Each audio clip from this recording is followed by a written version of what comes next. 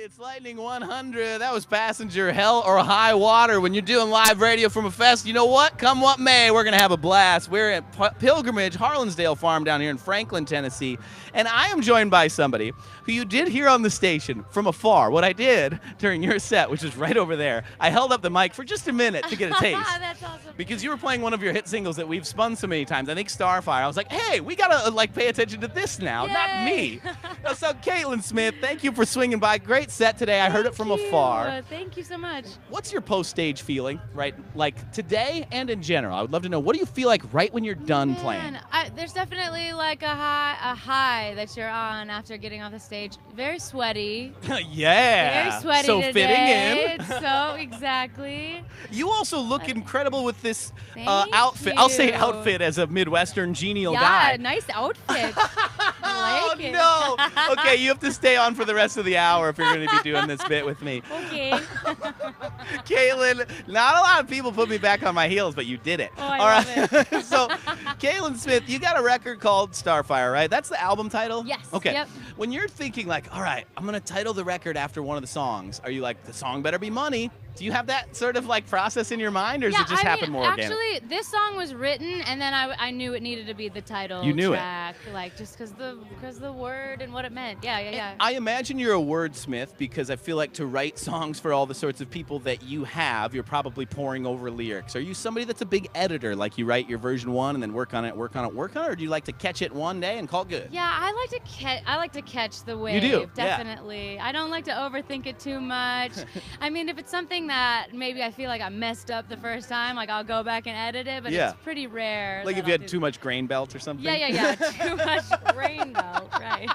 Do you remember that stuff? Okay, it's very dangerous. So my husband loves it. Oh, is he a Minnesotan as well? Yeah, he is. All right, we're nerding out because I'm from North and South Dakota, cultured, both Dakotas. And we've got Caitlyn, of course, from Cannon Falls, Minnesota. Growing up in somewhere rural with not a ton of people, how did it affect your sort of discovery and initial love for like music when it became your thing? It was an incredible place to grow up because there were so many outlets to go and like sing at little county fairs. Oh, and or, people like, love you, right? ice cream socials. I don't know. Absolutely. Like I just feel like there was this. You mean potlucks? People potlucks, exactly. You know potlucks, right? Yes. I mean, the community was so supportive of Yes. that, which it was incredible. I was talking to another artist who's playing later. His name's He's awesome. He's from Toronto, which is like more people, but also kind of remote. And we were talking about the idea that if you're a kid growing up in a remote place, your connection to music has to be a little different than a kid, say, growing up in Nashville, which some people do, where everything is music all the time. Right. Is there some power in discovering music a lot of solo time? I know I spent a lot of time listening to Radiohead and Spoon and Bush and whatever when I was a teenager in my room alone. Totally. Do you have a similar experience where you're like just doing it yourself because it's just you? I mean, there was a lot of time like I like pushed my little dresser in my closet to the side and made like a little cubby in my closet as like a kid, like a teenager, and that'd be like my writing nook. So I would come up from school and I would just like write in. It's a little weird, but like No, it's right not. in my closet for at least an hour or two before doing homework. Wow. And I would listen to music in there, and that would be like my little like quiet time and space. So that, I mean, I feel like that really, enabled a ton of discoveries.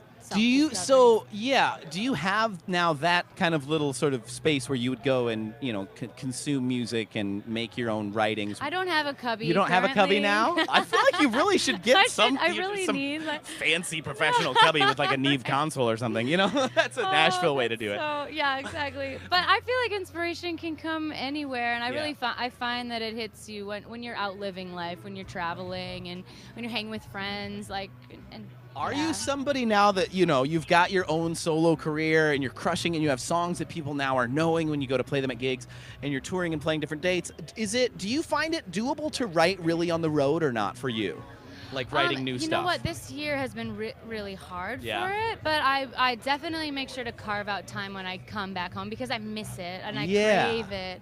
And maybe it's just not the same as like when I'm in town that I'll go in and finish a whole song. Like when I'm on the road, like I'll jot down little titles or little sayings, gathering pieces. Or poetry instead of sitting down and writing a whole song. And so it's a little bit of a different process, at least this year. But you're still kind of putting things in your mind that'll come up later, and all of a sudden it'll pop into a lyric like, oh, that's right, it was that thing, or maybe you won't even know the origin. Totally. Do you, so like Springsteen will talk about how if a song is going to be good, it has to have some element of, for him, some element of, I don't know exactly how I arrived here. I don't know how I got the song to be this. Like there has to be some other like mythic element for him.